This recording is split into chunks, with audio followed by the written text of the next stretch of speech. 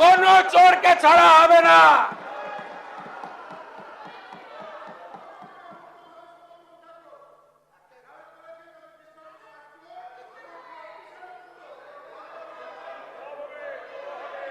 ঠিক আছে, thank you, thank you. আজকে টিভিতে সকাল থেকে দেখাচ্ছে বিধাননগরের আপনাদের বড় নেতা, প্রাক্তন চেয়ারম্যান, প্রাক্তন শিক্ষামন্ত্রীর মতো উনারও বান্ধবী বাড়ি থেকে কেজি কেজি সোনা পাওয়া যাচ্ছে। মাননীয় বিরোধী দল নেতা, আগে ঠিক করুন কার পক্ষে বলবেন আর কার বিরুদ্ধে বলবেন।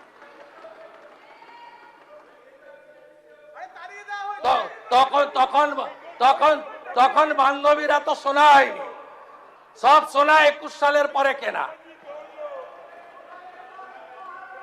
সব সোনা রসিদ পাওয়া গেছে 21 সালের পরে কেনা, 22 সাল থেকে কেনা।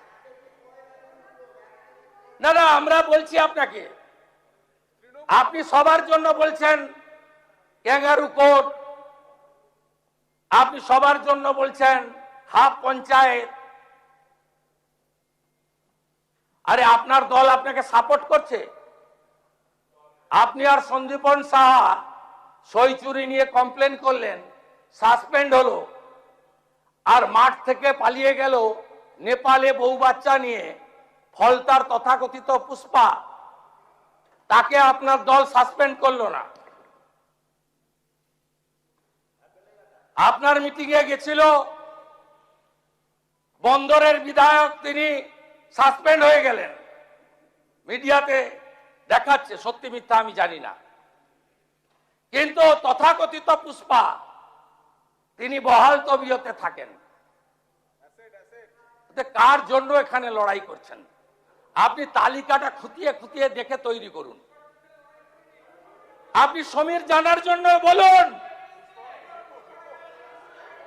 আপনি সমীর জানার জন্য বলুন, আপনি মোহাম্মদ সোহরাবের জন্য বলুন। আপনি কেন এই চোর ডাকাতদের জন্য বলছেন? আপনাকে আমরা বলে দিয়ে গেলাম, আমি পরিষ্কার ভাবে বলে দিয়ে গেলাম, এই রাজ্যে আমরা শপথ নিয়েছি গুন্ডা, মাফিয়া, তোলাবাজ, লাল চুল কানে দুল একটারও জেলের বাইরে থাকবে না। শুধু তাই নয়,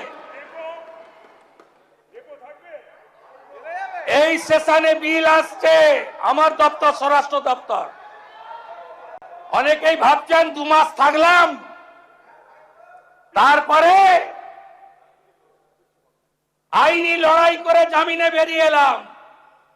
এই সেশনে বিয়ে কমিটি অনুমোদন দিলে শেষ দিনে বিল আসছে,